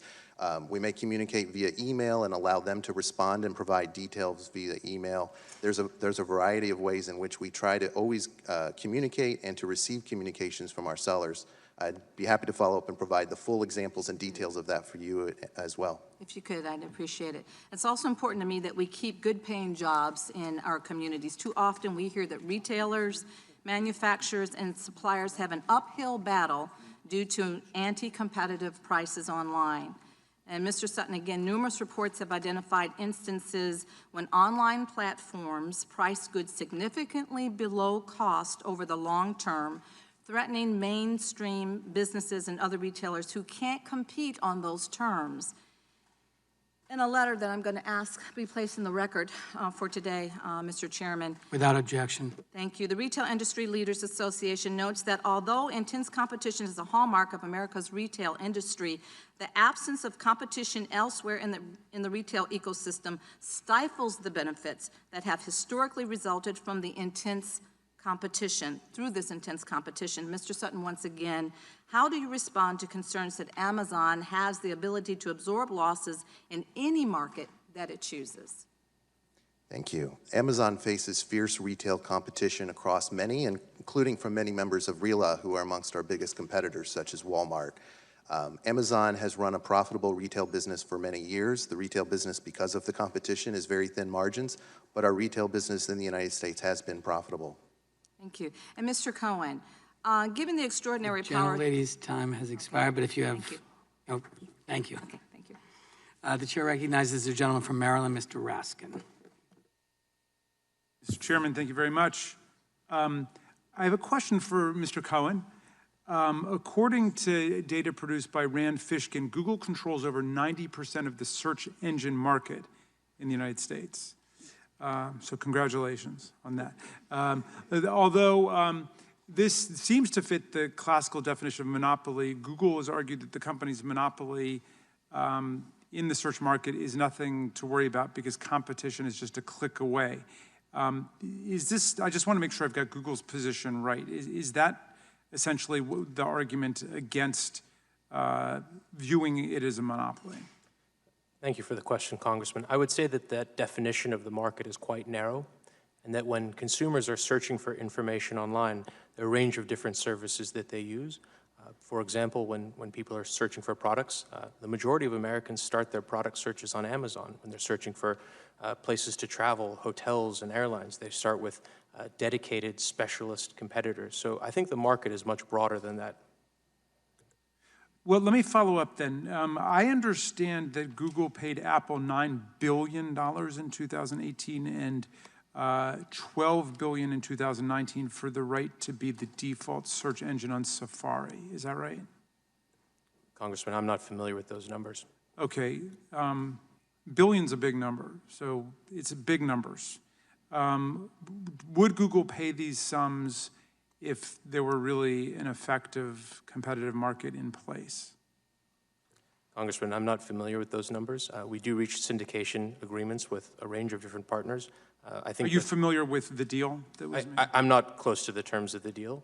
I think that, if anything, the prices probably reflect the control or the decisions made by platforms rather than somebody seeking to syndicate their services on those platforms. Okay. I mean, my sense is that if these numbers are correct, that spending over $20 billion in 2 years to essentially secure its place as the default search engine suggests that Google recognizes that defaults matter and that switching costs for users are high. But I appreciate your thoughts on that. Let me come to Mr. Andier. You are here. Thank you. Apple's CEO, Mr. Cook, has argued that unlike your peers who run ad-based businesses, Apple's a company that fundamentally is privacy-oriented. Do you believe that Apple is a privacy-oriented business? Yes, absolutely. We believe privacy is a fundamental human right. Well, then why has Apple allowed Google to be the default search engine on Safari? Apple has, with all of its products, focused on what is the best consumer experience. And so when it comes to search, we conducted an open competition to see what did we think would be the best for our consumers. And consumers have always gone to Google. And so we ultimately selected Google, but we also make a number of options available to them. So it's very easy to change the default on your iPhone to any number of choices, including DuckDuckGo and other search engines that perhaps have more privacy protections. Apple charges app developers a 30% tax on in-app purchases in the first year and then 15% every year thereafter. In a statement submitted for the record, Spotify argues that by charging a 30% tax on in-app purchases, Apple forces app providers to make an impossible choice, either pass the costs on to consumers or refuse to pay the commission and face a litany of technical hurdles imposed by Apple. These complaints have been echoed by other app developers, as you may know. Mr. Andier, how did Apple arrive at the amount of a 30% fee, and could Apple charge a 35 or 45 or 50% fee for in-app purchases? So thank you for the question. 84% of the apps, over 2 million apps available on the App Store, pay nothing to Apple. It's only a very small percentage that pay a commission. When it comes to Spotify, they're one of our most successful developers, but yet they pay a commission on less than 1% of their subscribers to Apple.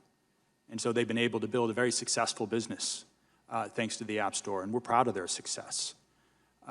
We continue to invest in tools and other resources to make it very easy for developers to create great applications. You asked about how we came to the 30%. 10 years ago, and it's easy to forget, most software is distributed through physical distribution like CompUSA or Best Buy. Typically, a developer would share up to 60, 70% of the retail price with the distribution channel. So we set a very aggressive price of 30%, only applying to digital content in an effort to compete for those developers' mindshare, and it's been very successful.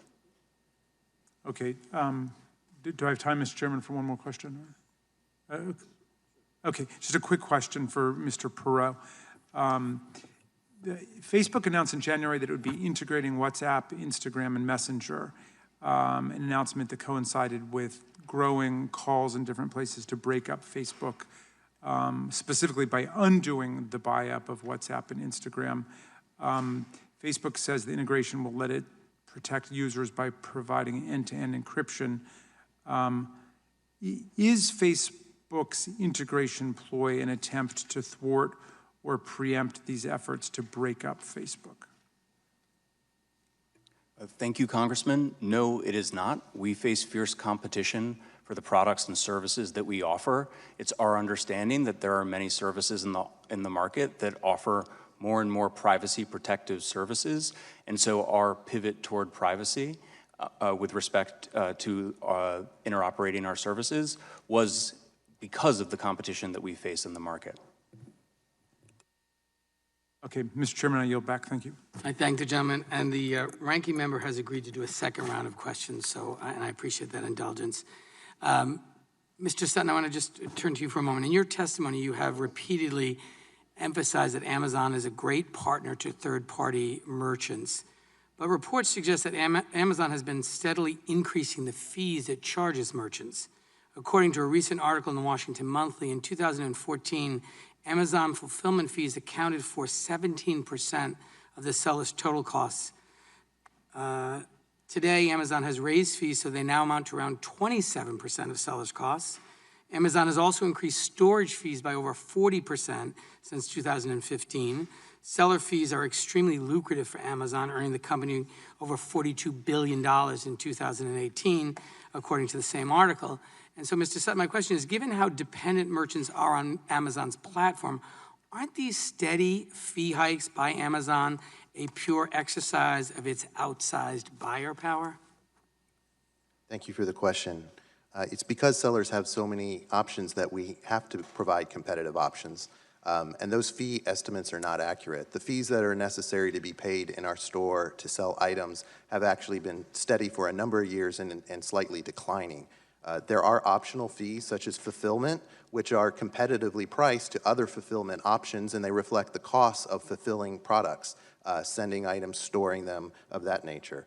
But those are reflective and competitive with other options sellers would have through the many other third parties that offer similar services or doing it themselves. Well, I'd be anxious to receive from you the data that disputes the numbers, but let me understand the argument. You said because the seller has so many options, we should therefore, that's the explanation for increased costs by Amazon on the seller, that it's the exact opposite. I mean, the fact that sellers have other options would not cause Amazon to charge more money. So I don't understand your argument. I'm sorry, let me clarify. Please. It's because they have so many options that we partner with them and we charge fair fees. It's the reason our fees have been steady, which was the point I was trying to make. The fees for listing on our store have stayed steady or slightly declined. Some of these optional fees are based on market costs, and they have adjusted, and they're competitive with other options in that space. Thank you. Over the years, various reporting has documented the aggressive and predatory business tactics that Amazon employs. In 2013, Brad Stone reported that Amazon named one of its business campaigns the Gazelle Project, a strategy where Amazon would approach small publishers, and I quote, the way that a cheetah would a sickly gazelle, end quote. Is the Gazelle Project still in place, Mr. Sutton? I'm not familiar with that project. Okay, if you could get back to me with an answer on that. And I'd also like to know whether Amazon pursues similarly predatory campaigns in other parts of your business. If you could get me answers to both those questions, I'd appreciate it. The final thing I want to just ask is this committee's investigation is extremely important for the economy, for consumers, for those we represent, and I hope that each of the witnesses today will pledge on behalf of the companies they represent to cooperate to the fullest extent possible and to act in good faith to respond to the committee requests in a timely and complete manner. I'll ask you, Mr. Andier, if you can answer that question on behalf of your company. Yes, we will. And you, Mr. Sutton?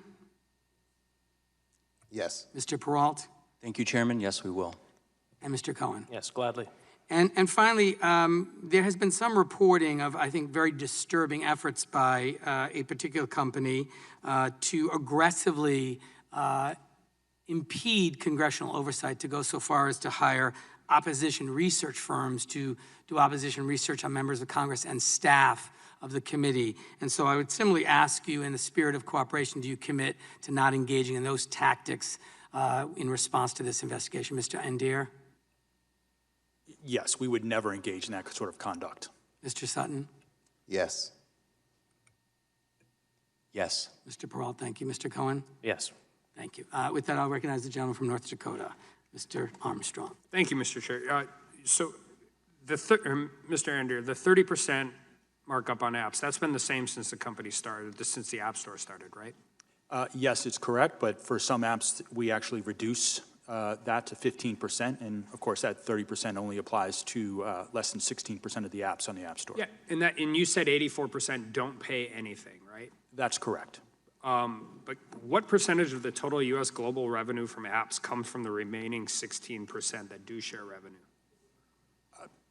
I don't know the answer to that question.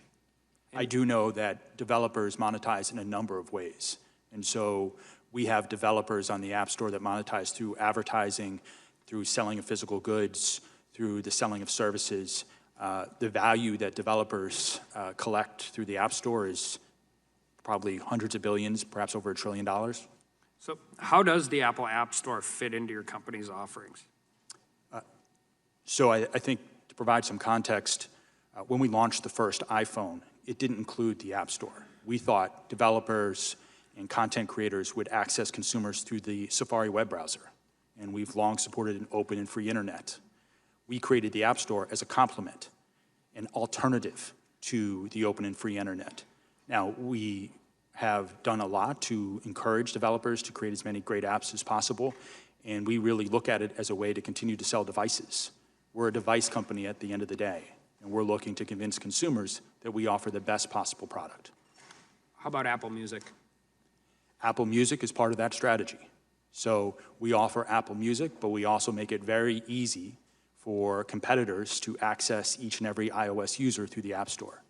So Spotify, Google Play Music, and dozens of others offer apps that compete with Apple Music. Is Apple more of a hardware business, a software business, or a platform business? We think of ourselves as a products company, first and foremost, so we are selling an experience to consumers. We are selling an entire product, so everything from hardware, software, to services, it's a total package. To what degree does Apple share and not share markets with the other companies providing testimony today? We compete with all of the companies on this panel in various ways, in addition to dozens of others. And I just did that because I felt like you didn't have enough questions during the first round of questions, so I wanted to make sure it's there. And this is going to go back to what my friend Mr. Nagus was talking about, and I'm going to go to Mr. Perrault. You can't use Facebook Messenger without Facebook, right? Or can you? I believe that you can, Congressman. Okay, so they are two separate and distinct. Do you know what percentage of people use Messenger that don't use Facebook? I do not have that data. Be happy to follow up. And the reason I bring it up is when we talk about competition versus competition versus complementing, and I mean, how we use this, like, I just asked you all of those things because I wouldn't know where to get anything other than the Apple App Store. I'm sure other things exist, but I don't know about them. And I think there's a lot of us that are in that situation. So, and with that, I just think as we're closing this out, I hope as we move forward, these hearings become more focused, more single topic specific focused, and then I would just encourage everybody and the companies who are testifying to be forthright with answers. I mean, the questions that are I can tell you about half the questions that are going to be asked today, which I'm assuming you all with your vast resources and the company resources could do as well, and it sure makes it a lot easier if as we go forward and we focus on specific topics or specific things, it'll be easier for everybody if we are more forthright and honest and transparent with our answers. So with that, I yield. Thank you. Thank you, gentlemen. I now recognize the gentlelady from Georgia, Ms. McBath, for 5 minutes. Thank you, Mr. Chairman. The Wall Street Journal recently reported that Google Maps is overrun with millions of false business addresses and fake names, as many as 11 million. The article also noted that Google's ad business actually profits from these scams, while consumers and legitimate locally owned businesses suffer. Mr. Cohen, given the extraordinary power that Google enjoys over these small and local businesses, what measures is Google taking to identify and remove fraudulent listings? And is it a lack of competition in online search that allows Google to be so complacent about addressing this problem head-on? Congresswoman, thank you for the question. I'm not familiar with this Wall Street Journal report. I'm also not familiar with any claims of fraudulent listings in Google Maps of that scale. We take a number of measures to address fraudulent listings. It is in our interest to present the most accurate, up-to-date information as possible to our consumers, precisely because we operate in a competitive marketplace. And can you make available for the committee those processes that you use to make sure that people aren't fraudulently? I would be glad to follow up with, once I discuss with the experts in our company. Okay, thank you. That I relinquish Gentlelady my yields time. back. I recognize the gentleman from Maryland, Mr. Raskin, for 5 minutes. Chairman, thank you. I'm concerned about business conduct that discriminates against competitors online. And because your platforms are so dominant, a decision by any one of them, whether it's deliberate or accidental, malignant or benign, can be fatal for a business that relies on your platform in order to reach their customers. First of all, do you all agree that, in theory, each of your businesses can pick winners and losers in the marketplace? Maybe we can go down the line. Do you agree, Mr. Andrew? No, I don't. I look at the facts of the marketplace, and in each and every single market in which we compete, whether it's music or books or video, there are companies that are far more successful on our platform than we are. Okay, Mr. Sutton, what's your response? Respectfully, I disagree. Amazon offers one store amongst thousands of retail options for customers who shop across them every day. Customers pick the winners and losers. Okay, Mr. Perrault. Congressman, I disagree as well. We face fierce competition for the products and services that we offer. Yeah, and Mr. Cohen. Yes, Congressman, online people can traffic anywhere they like. They can click on whatever services they like. And we often see that in our search results, new companies and new ideas are surfacing all the time that we never heard of. Okay, let's work our way back down the other way then. Do you have processes in place for businesses to seek redress if they believe that they've been discriminated against by your platform? Yes, Congressman, we do. You do? Can you just describe briefly what that is? There is a process for firms to appeal the way that they are ranked. I'm not familiar with how it works in depth, but I'd be happy to follow up with you. Okay, Mr. Perrault. Congressman, we do have processes as well. We have an appeals process, for instance, and we're looking to expand and improve that process. Okay, and that appeals process, how does that work? They go to, who do they go to? Congressman, pages, for instance, that are disabled on Facebook, they're able to appeal the fact that they're disabled. We would then review that and make a determination on the appeal. Okay, Mr. Sutton. Most of our large competitors operate their own independent stores, not through Amazon. With respect to the small and medium-sized sellers that sell through our store, we have many processes in place. We have a seller central that provides a lot of tools and services for them and lots of opportunities to communicate with Amazon if they have any concerns. Okay, and Mr. Andier. Sure. First and foremost, it's the consumers who make it very clear if they're unhappy with the experience on our products. And we have been very straightforward with wanting to offer not just our own services, but third-party services as well. I would also say that we also employ hundreds of Apple employees who are focused on reviewing apps and are in constant communication with developers. And there is an escalation path within Apple to make sure any concerns or issues are quickly escalated. And we address those each and every week. Great, thank you very much for those answers. Companies across the digital markets nonetheless live in fear of retaliation, I think, by any of the firms that you represent. And this fear has kept some of them from speaking out publicly about the anti-competitive practices that they experience. And the committee has received a lot of communications for people in advance of this hearing. One business wrote, "Unfortunately, we're not able to be more public at this time out of concern for retribution to our business." Another wrote, "Given how powerful Google is in their past actions, we are quite frankly worried about retaliation." So my question to you is, would you commit that on behalf of your company that you will not retaliate in any way against any of the businesses that cooperate with this committee or share requested information with us as part of the investigation? Will you all agree to a non-retaliation policy towards businesses that participate? Mr. Andier. Yes, as Apple's chief compliance officer, I would take such an allegation of retaliation extremely seriously. It's great to hear. Mr. Sutton?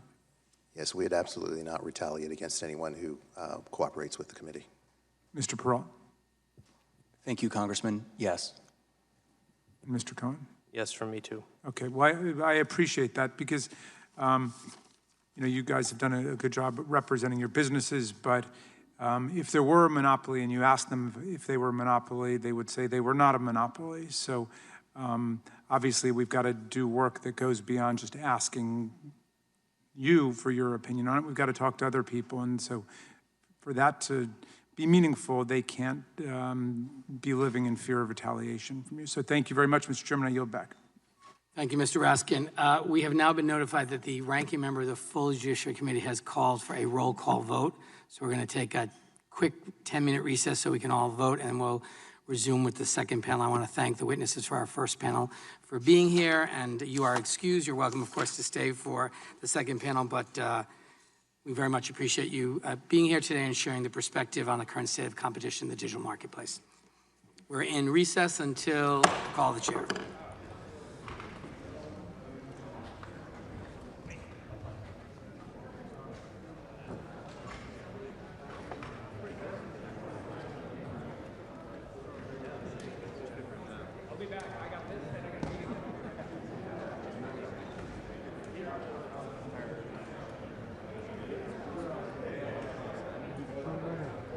Thank you, sir.